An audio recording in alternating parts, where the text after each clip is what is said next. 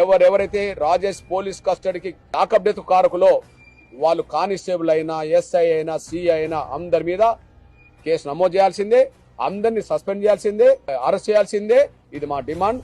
ఈ విషయంలో మా రెడ్ల ప్రభుత్వం ఉన్నది కదా. ముఖ్యమంత్రి ఎవరు?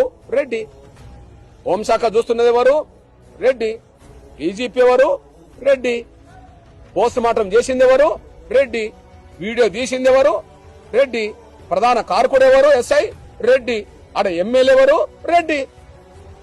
అంటే మీరు మనుషుల్ని చంపుకుంటూ మీరు కాపాడుకుంటారా?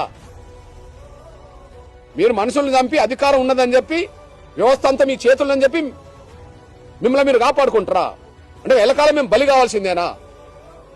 ఇది మేము అంగీకరించే ప్రసక్తే లేదు.